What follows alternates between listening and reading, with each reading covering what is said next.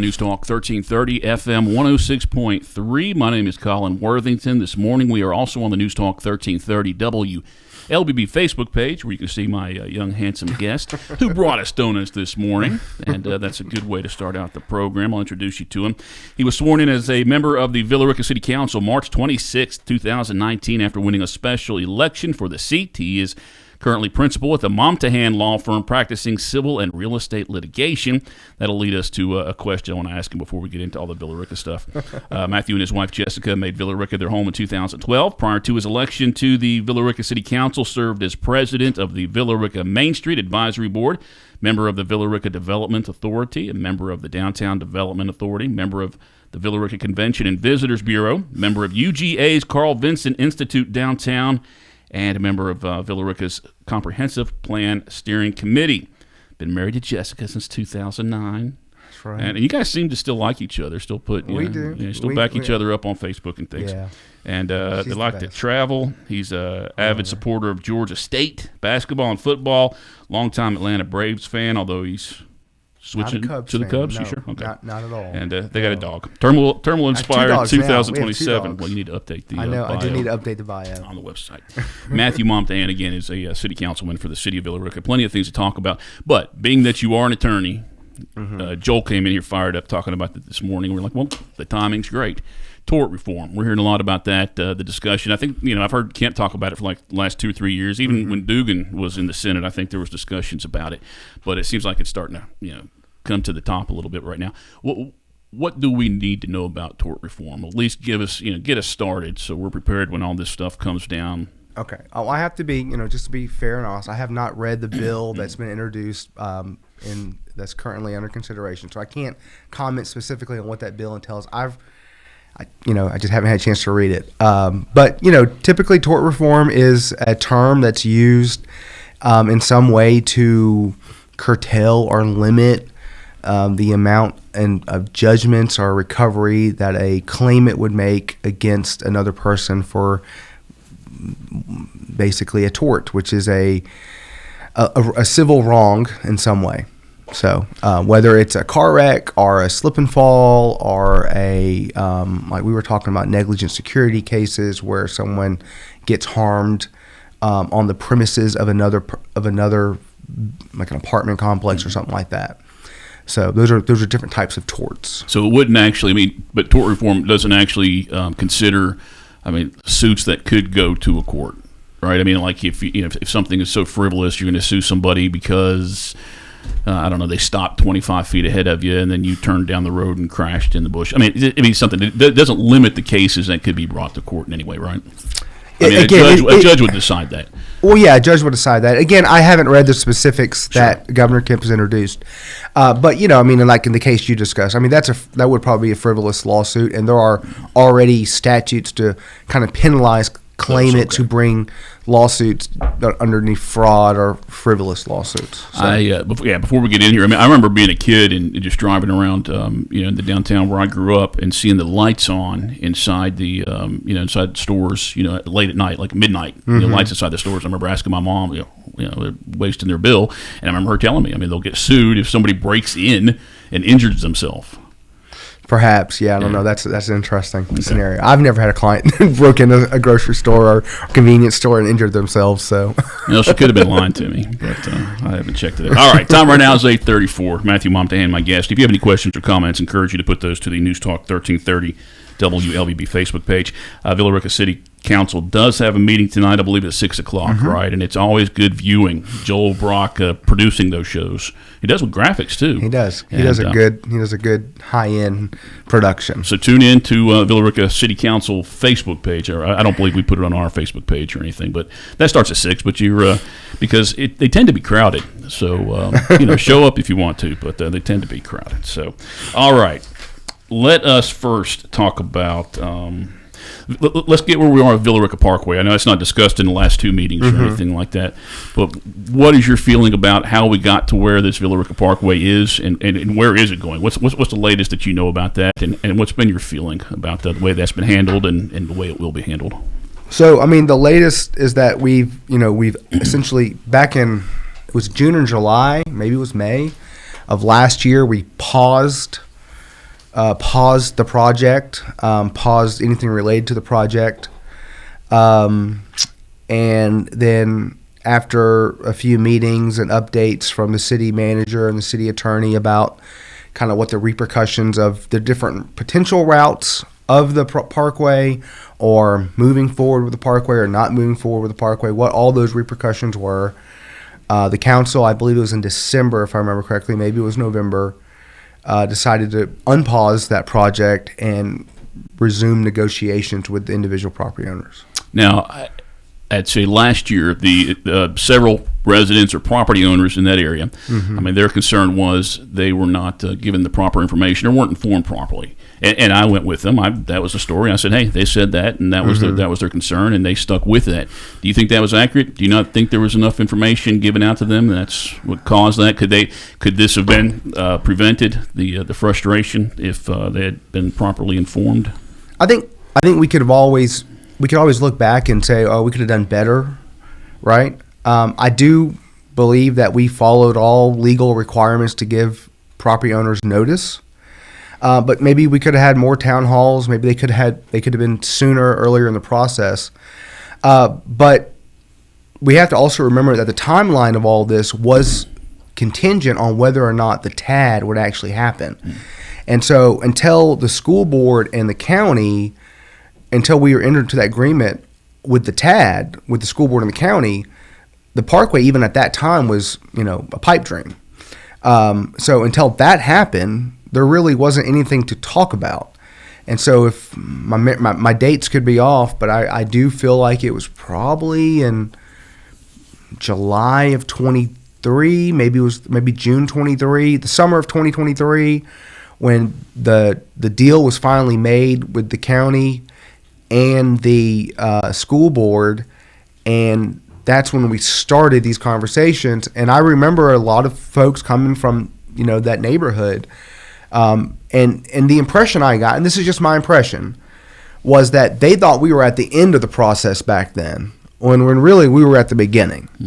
And so maybe that's where some miscommunication, communication could have been better then, was to say, we're really at the beginning of the process. We're not at the end of the process when it comes to the actual building of this road. It kind of felt like this is going to happen tomorrow. Yeah, I think that's the impression a lot of those folks had. Yeah, I can respect that. I mean, I know it popped up in just, half conversations like for 10 years. I mean, it's like, hey, eventually we want to do that. And it just never felt like anything was going to happen. But right. I believe, the mayor at the time, Gil McDougall, had said something in the meeting which sounded like, okay, this is going to happen.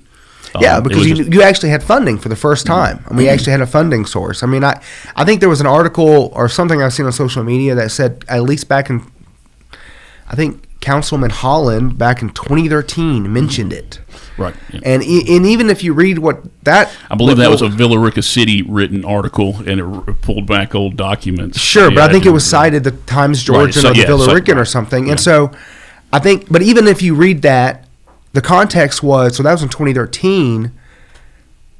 It was almost like it was already it wasn't something he was introducing, right, but it was already something that was discussed. So I think, I've talked to folks and they're telling me at least 20 years, if not longer, we've been talking about this. Now, it's had different forms, though, I understand. It was supposed to be a golf cart path. It was supposed to be a walking trail. And now it's come to a road and a golf cart path and walking trail. I mean, so it's kind of morphed over the last 20 or plus years. So, there's still a vocal, and I'm going to say minority, because I understand there are some people who are supporting it. They're fine with kind of the restitution they're getting and whatever deal they're making with the city. But there's still a handful of people who are vocal at every meeting about it, and frustrated with it. Do you how do you feel about that? I mean, do you think that they're giving the wrong message for everybody else? That do you believe they are a vocal minority? I mean, I think people have their opinions on it. Here's my thing. At the end of the day, if we go to each individual property owner and those individual property owners agree to sell their properties, then,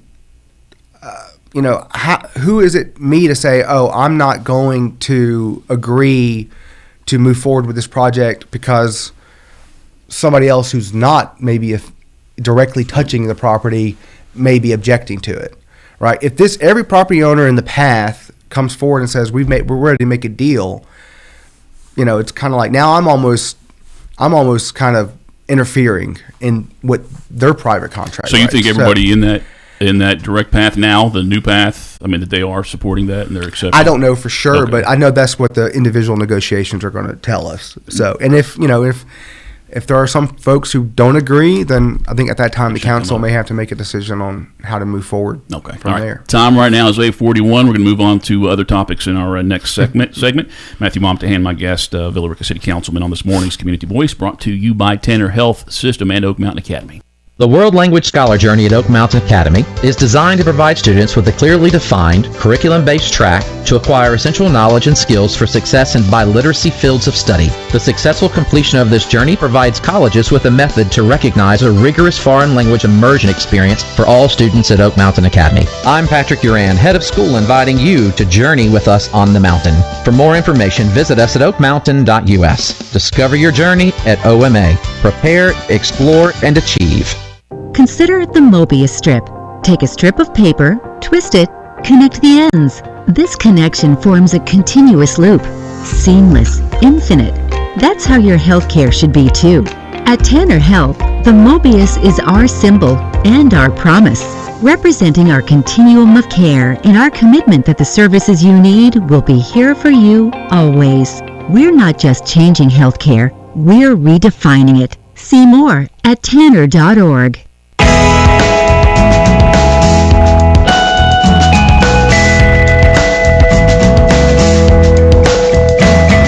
8:42 Community Voice on this Tuesday, brought to you by Tanner Health System and Oak Mountain Academy. My name is Colin Worthington. My guest is from the Villa Rica City Council, Matthew Momtahan. They have a meeting tonight at 6 o'clock.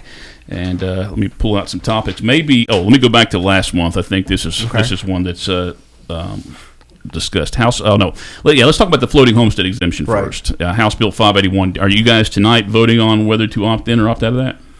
Is there one more meeting? Well, I think we're having our last public hearing is tonight. Yes. Okay, so you guys will actually vote on that. Can you say which way you're leaning and why? So I always get the terms mixed up in my head: opting in versus opting out. Yeah, if you don't do anything, it'll just take over. We're not opting out is the option. My opinion is we're not doing anything. That's just my opinion. So that's basically opting in for people who misunderstand. Yeah. Okay. So we're whatever the will of the voters were, they voted, and I'm following that will. Okay. And some people might be confused because you guys did choose to do the 3 hearings. We did, and I think that was just for information purposes mostly. Just to hear what staff has to say about it, hear what the public has to say, and if something were come across to change our minds, then we could do that. But I haven't heard anything to change my mind. Now, Mount Zion's mayor came and spoke at the last public hearing, and he was insinuating, which he's right, if everybody, and I could be wrong, I could be missing, if everybody in the county does stay in, then these bodies are able to do another special purpose local option sales tax, FLOST, which I think is financial local option sales tax? Yeah, I can't remember what the F is. I was talking to Steve about that, and I couldn't remember what the F was. I thought it was although we came up with a dirty floating local option sales tax, or is that maybe that's it for floating homestead? Okay, but maybe. It would allow them if all the that's my understanding. Correct. Okay. If everyone's on board. All right. Yes. Well, we've already seen Carrollton City opt out. Did they? Okay. Yeah, they officially. They have until March 1st, I guess, but they've already gone through the process. They've done the hearing and they've opted out. So, okay. I think that eliminates. I wasn't aware of that. Yeah. And I think Temple plans to opt out.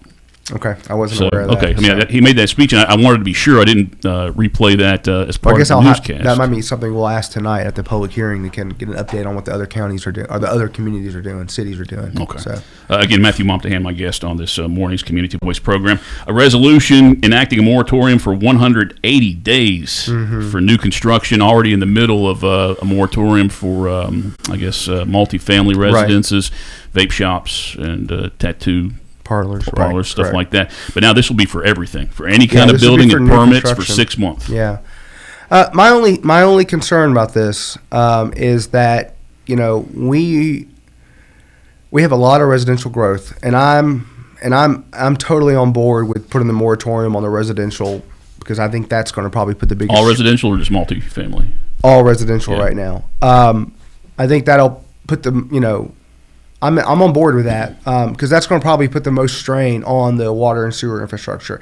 My concern, though, is that as we enter into this summer, that there are some potential commercial opportunities that Villa Rica may have for commercial development, and this will cause us to lose out on those commercial opportunities. And I think that's an important issue for a lot of my constituents, because we've had all this growth, and for years we've been told, well, you need, in order to get these kind of restaurants or whatever it may be, these shopping, whatever, you need more rooftops. Well, we've got the rooftops now, or we're getting the rooftops. The rooftops are coming or close to, but now we're going to spend maybe potentially 6 months during what would be prime kind of real estate time of the year, and we're going to put a moratorium that stops potential construction of, restaurants or retail, stuff like that. Now, I personally don't know of any projects that are coming down the pipe in order to actually that haven't already been approved. I mean, the ones already approved can start building tomorrow if they wanted to. We've heard stories over the years that certain grocery stores or certain restaurants or retail opportunities that Villa Rica just fell a little short on the metrics or whatever they are to measure the viability of that store or that facility. And I just don't want to add something on to that now. Oh, well, if we go to Villa Rica, we can't start anything until the fall, essentially, because 6 months, I mean, that's August. So we can't really start anything on the fall on construction. And then that might say, when you're looking at two communities and say, well, we're going to open in Villa Rica, we're going to start construction in Villa Rica, we're going to go down the road to some other community, that could be the decide. And then we don't know when they're going to come back. And so 6 months, I think, is an important, and that's just my concern. 6 months is a good amount of time. And so my concern is I'm hesitant to make that for commercial too. Is that 6 months also to check out the infrastructure, to determine that there is enough infrastructure for future growth, and maybe? Well, the primary issue is that we feel like there are some capacity issues at our plants, and we hope that in 6 months we would get certain answers from EPA and EPD about whether or not we can do certain things to increase capacity. Mm-hmm. But we've been waiting for a long time for EPA, EPD to get back to us on certain issues. One of them is called indirect potable reuse, IPR, in which we are, my understanding, one of the first applicants in the state to do this program, and it's taken a long time. So that and other specifics that I probably couldn't tell you. Probably need our water director in here to tell us. But the hope is that, in the 6 month period, we would get some answers from EPA, EPD, and we would have a plan to accommodate the capacity issues. But I think it's a 3-year, from what I remember in the presentation, where it's basically a 3-year issue. So we project the capacity issue to occur in 3 years. Mm-hmm. Now, obviously, we don't want to wait till 3 years to address it, but I feel like we do have some amount of time that we can at least permit commercial construction to move forward. The Board of Education, Carroll County Board of Education's input, does their feelings not affect you, maybe the city council, as much as residential? I mean, when they're publicly saying, hey, please, no more residential.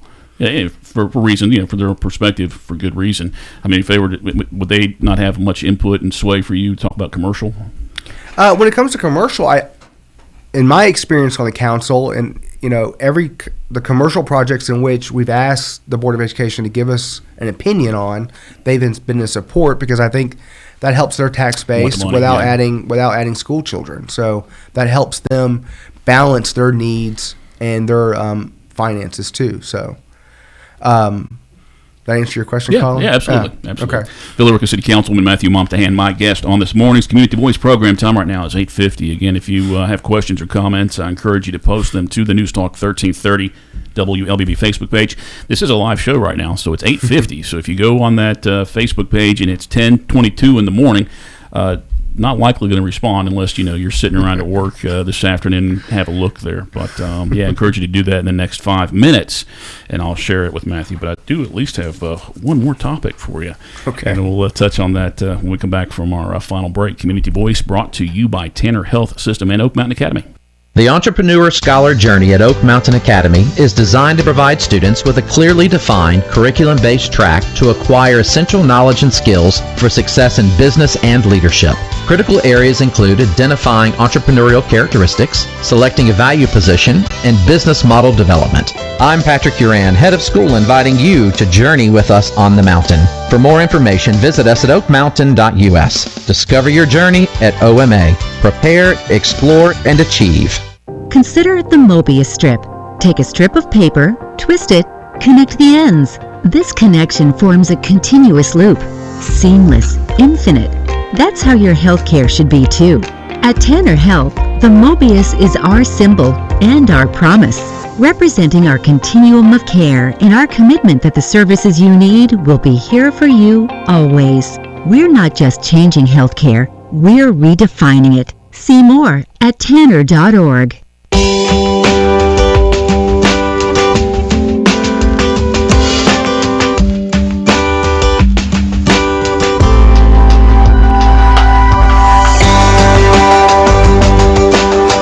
All right, 8:51. Welcome back to Community Voice here on this Tuesday. My name's Colin Worthington. My guest is Matthew Momtahan. He is a Villa Rica City Councilman. We got about 8 minutes left in this show. Again, City of Villa Rica will have their final hearing for House Bill 581 at this evening's session. Starts at 6. I don't know if they'll have the hearing beforehand or after, and then City Council will most likely vote on whether to just leave it, which means opt in or opt out. And you did talk about, leaving it, opting in. What's your view on that? Is it simply because the voters asked for it? Are you content with the money, that how it would affect you? I think it's a little combination of both. Last year, we rolled back the millage rate, and we had about, in my calculations, about $1 million that you left back out there for taxpayers? It was about $1 million. I don't think we did a full, but it was about $1 million that I thought where we had funds that we could have done something else with. And so we used some of that for personnel to bring up our pay study and update that. And there's around $300,000, I think. I think $300,000 was the total difference. Had we not rolled it back, my numbers could be off. It's been a little while, but so I just feel comfortable with, if we're gonna we'll opt in, if that's the right word to use, opt in, and when and if the budget comes, we'll address it with the millage rate. And that's what you think that's the possibility. I mean, if something does happen, we'll have to address it with the millage rate. Right. All right. Last month, approved a text amendment to establish a technology park overlay district, and newly defined that. We can talk about what the next thing that happened, and I'm assuming that was to make that next thing happen. But why was that necessary to establish the technology park overlay district? Yeah, so an overlay district generally says, you might have a permitted use. It might be a C2 zone property, and you have a permitted use. But if you're in an overlay district, then you're going to have usually heightened. You're going to have more narrow use requirements, maybe some heightened design requirements. You might have greater landscaping requirements. You may have greater building design requirements. But, in a C2, and don't hold me to it, but, in a C2, you may be able to do a truck stop. But if you have an overlay district in it, you can't do a truck stop. You're more attuned to something that is kind of comports with what the purpose of that overlay district is. So the passage of this overlay district basically said, you have an industrial zoning, or you have a high density commercial zoning, but if you're in the overlay district, then your uses are more limited to technology based uses. And I think also the design requirements were a little more heightened to permit for more of an office park kind of environment and less of an industrial park kind of environment. Did the chamber ask you guys to do this? I can't say the chamber asked us to do it, but I think Carol tomorrow. Carol tomorrow. I think it was more of a staff-led initiative to basically get this in place prior to, I think, the next topic that you mentioned. Yeah. Right. And I suspect, I've been told that there is an NDA agreement, non-disclosure agreement signed by, this is members of the Board of Education, I believe Carroll County government, City of Villa Rica. So I don't know what you can comment on. And tell, nod your head. Is there an NDA, first of all? Can you say that?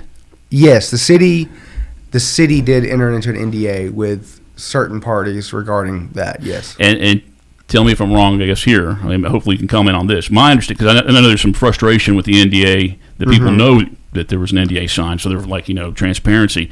But my understanding is to even learn about a potential project that somebody's thinking about for that area, you guys had to sign that just to be part of that meeting, just to see what their potential project was. It wasn't like, here's the project, now sign this and let's not tell anybody. Pretty much, that's correct. Yes. Okay. Yes. I mean, I do want to defend you guys on that. Just to even see it. We were not permitted to attend certain meetings had the city not entered into that. Right.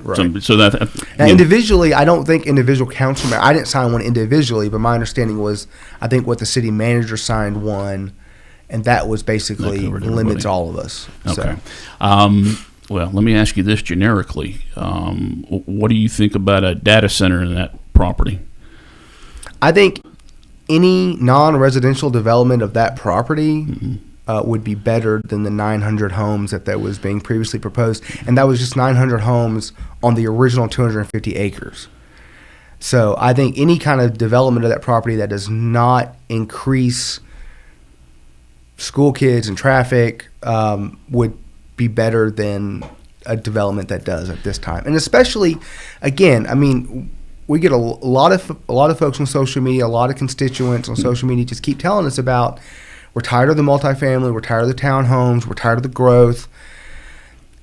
We have to balance that with the reality that, vacant properties will develop. How do we have input or influence into how they develop? And just because a property is trees next to you, the property owner has some right, basic property rights to do with that property how they see fit, as long as it fits within the zoning and the development. And we can go into zoning and health, safety, and general welfare of the public and the considerations that the city council must take into place. But,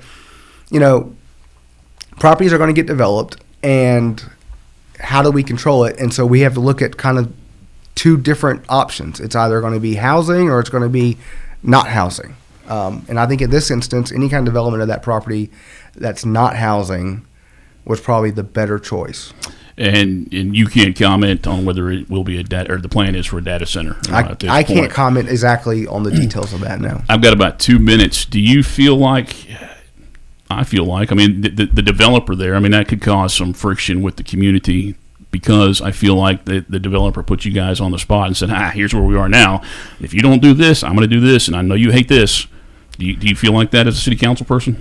I think that's always one of the decisions you have to make when you're city council. I mean, we've had in the past where developers have come for us and said, well, we were going to put a truck stop here, but we decided to put an apartment complex. And sometimes you have to decide. And so sometimes it's kind of a head fake, and you have to say, no, I don't agree. I don't think that. But sometimes you have to consider it. So it's not an easy gig. No, it's not an easy gig. Yeah, city councilman. Matt, thank you for coming out.